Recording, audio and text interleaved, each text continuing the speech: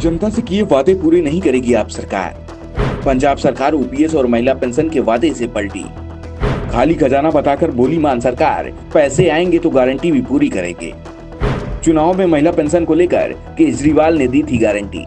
चुनाव जीतने के लिए कुछ भी करेंगे, जनता जो चाहती है वो वादे करेंगे। चांद मांगोगे तो चांद देंगे, सपने भी बेच देंगे, लेकिन चुनाव के बाद जब सत्ता मिली तो सारे वादे जुमले करार दे देंगे। देश की राजनीति बदलने की बात करने वाली आम आदमी पार्टी ने 2 राज्यों में सरकार बना ली। वैसे दिल्ली केंद्र शासित प्रदेश है, लेकिन इसका महत्व अपने आप में विशेष है। दिल्ली के अलावा पंजाब में भी आपकी सरकार है। चुनाव जीतने के लिए बड़े बड़े वादे किए थे। कहा था कि हमारे पास पूरा हिसाब किताब है, पैसा कहां से आता है, कहां जाता है, सबकी खबर हम रखते हैं। इसलिए वादे वो ही कर रहे हैं जो पूरा कर पाएंगे, और जिसे पूरा नहीं कर पाएंगे वो वादे भी हम नहीं कर रहे हैं। आपने 2022 के विधानसभा चुनाव में बड़े बड़े वादे किए थे, जनता ने सत्ता सौंप दी, तो अब सरकार वादों से पलटती दिख रही है। सत्ता मिलने के बाद सरकार 2 बार बजट पेश कर चुकी है। दावा था कि सरकार बनते ही पहली कैबिनेट मीटिंग में वादे पूरे करने का काम शुरू हो जाएगा। अब तक कितनी कैबिनेट मीटिंग हो चुकी है ये सीएम भगवंत मान को भी याद नहीं होगा।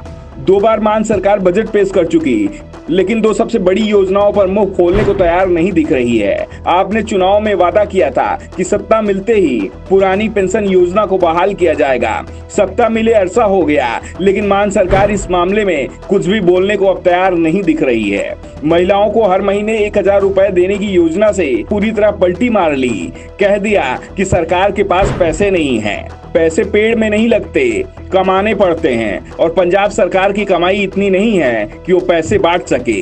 केंद्र सरकार की मदद मांगी थी, कहा था 1 लाख करोड़ रुपए की सहायता दे दो। वादे किए थे, उन्हें पूरा करना है। सवाल उठ रहे थे कि जब हिसाब किताब पहले ही पूरा कर लिया था तो अब केंद्र से क्यों मदद मांगी जा रही है। महिलाओं को हर महीना 1000 रुपए दिए जाने की बात पर क्यों यू टर्न लिया जा रहा है। 2022 में जब पंजाब में वित्त मंत्री हरपाल सिंह चीमा ने बजट पेश किया था तो खाली खजाना दिखाते हुए कहा था कि पैसे नहीं है, इसलिए इस बजट में महिला सुरक्षा के लिए 1000 रुपए हर महीना नहीं दे पा रहे हैं। अगली बार कोशिश करेंगे। 1 साल बाद चीमा ने 2023-24 का भी बजट विधानसभा में पेश कर दिया है, और सबसे बड़ी बात तो ये रही कि इसमें भी महिलाओं के 1000 रुपए देने के प्रस्ताव का कहीं कोई जिक्र नहीं है।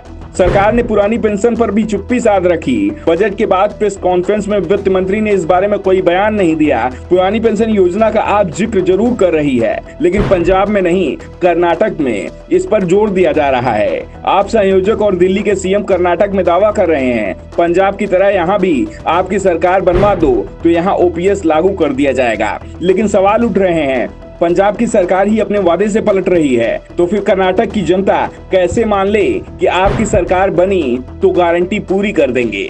जबकि पंजाब में भी हर गारंटी केजरीवाल ने दी थी। भगवंत मान का नाम तो सीएम पद के लिए चुनाव के बीच आया था। चीमा ने बजट पेश किया है, उसमें उन्होंने कहा है कि एक चौंकाने वाला आंकड़ा भी पेश किया। बताया है कि 1 साल में पंजाब ने किसी क्षेत्र का विकास किया हो या ना किया हो, कर्ज लेने के मामले में जरूर तेज विकास किया है। 1 साल में ही पंजाब सरकार ने 42,922 करोड़ रुपए का कर्ज बाजार से ले लिया। आगे भी जरूरत पड़ेगी तो आगे भी कर्ज लेंगे। ऐसे में सवाल आप संयोजक अरविंद केजरीवाल से भी हो रहे हैं, जो चुनाव से पहले दावा कर रहे थे कि पैसे की कोई कमी नहीं है, पैसा बहुत है, बनियत होनी चाहिए जो आपके पास है। लेकिन अब आप सरकार कर्ज लेकर वादे पूरे करने की बात कर रही है, लेकिन कर्ज लेने की भी एक सीमा होती है, उसके आगे कर्ज नहीं ले सकते। ऐसे में आप सरकार अपनी कई गारंटियों को ठंडे बस्ते में डाल चुकी है। पंजाब में आपके नेता ने कहा कि अभी सरकार बने 1 साल हुआ है, चुनाव में करीब 4 साल का समय बाकी है।